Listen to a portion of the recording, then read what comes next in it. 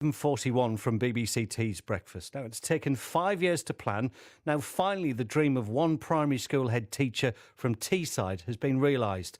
Christine Kemp Hall is the executive principal of North Ormsby Academy and wanted to create a space in her school so the kids could be transported to places which will help them tell stories and help with their reading.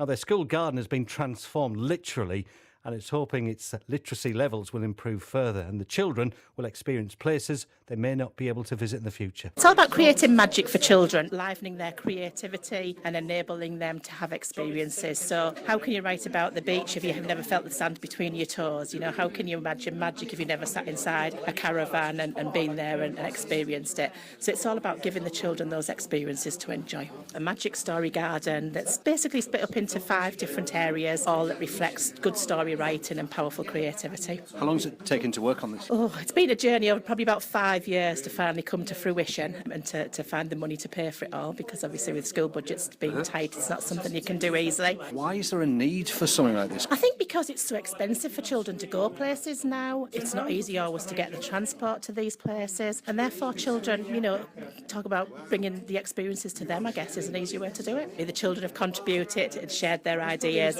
and really it reflects our favourite stories, I think, when you go outside and see the garden. Well, Stacey Campbell is a Year 6 teacher and literacy coordinator at North Ormsby Academy. She's been telling us about the work and the excitement of the beds. It was just a patch of grass. We had a couple of planters where we tried to grow vegetables over the years that hadn't been very successful, and then just a pathway. So it was really a very underused piece of space that we really wanted to do something with and really highlight the importance of reading in the community as well as in school, so the community can also see what a big deal reading is throughout primary school. It's not just learning to read, but it's the enjoyment and the pleasure for reading as well. You can tell by the atmosphere today they've really bought into this. They have, you know, we've got nearly every single Year 6 child dressed up in costume today. Now, those are the children who sometimes have the too cool for school attitude, and they've really bought into the whole theme today. And it's been lovely to see all the children coming together right across school, from nursery right up to Year 6, and just that love of reading really being promoted, because some of them will have the I don't like to read attitude, and we're slowly eradicating that with things like our story garden.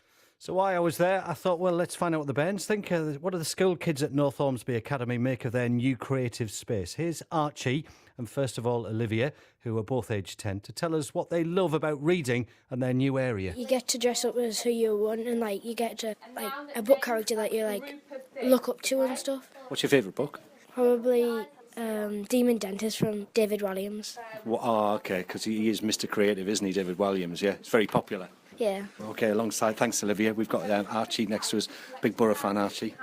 Yeah. We were just talking there, weren't we, about a big weekend for the Borough, of course, before the international break. Are you much of a reader? Do you read much? Yeah, a lot at home, especially the books Harry Potter by J.K. Rowling. Why is it a special day for you?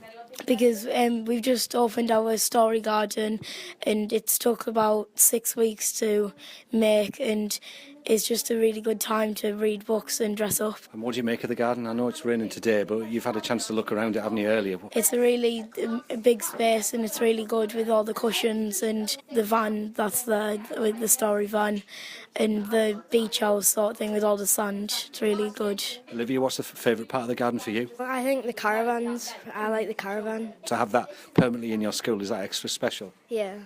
You know, when you look back at your own childhood, inevitably when you go to places like that, North Ormsby Academy, you think of yourself as a kid. Yeah. And to have something like that, where you have a day where they're all dressed up as characters from their favourite books, and to have this new area where they're going to improve their literacy, it's incredible, isn't it? It sounds brilliant. I love all these dress up as the character from a book days.